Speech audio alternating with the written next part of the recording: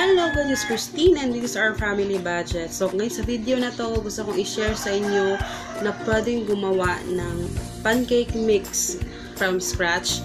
Kailangan bumili ng pancake mix sa mall na sobrang mahal at napaka-konti lang ng isang box. So ngayon ituturo ko ngayon sa inyo kung paano ko ginagawa yung aking cake mix. Diba? So do it yourself pancake mix ito guys. So sobrang easy lang. So sana ay magustuhan ninyo. So simulan na natin. So, dito guys, ito yung mga ingredients natin. Meron tayong all-purpose flour. Ito yung gagamitin natin sa ating pancake mix. So, ayan. At also, meron tayong kalumit na baking powder.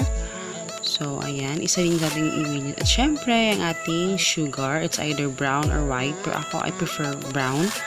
And also, yung syempre yung ating lalagyan ng ating pancake mix. So, ayan.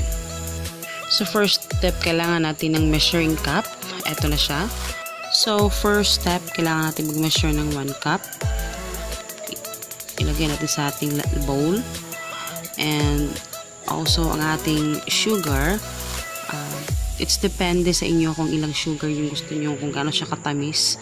So, akin mga 3 tablespoon. So, depende talaga sa inyo yun. At syempre, yung ating baking powder.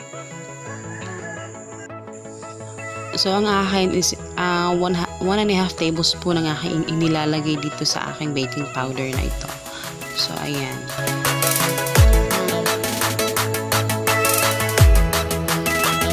So, after nyan is kailangan natin siyang i-mix ng mabuti.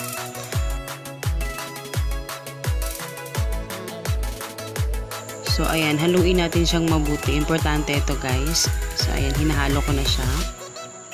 At eto na yung ating finished product. And eto na, pwede natin ilagay sa Tupperware and ready na ito.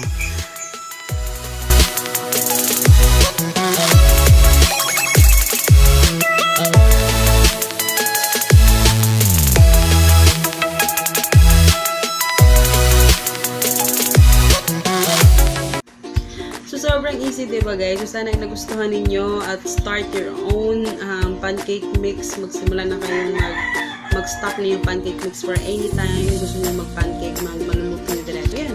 I hope you guys enjoy. And please don't forget to subscribe at follow nyo ako sa Facebook, Instagram, Ourfamilybudget. Kaya kung hindi nyo pa na-follow, follow nyo na ako doon guys. And see you in my next video guys. Babush!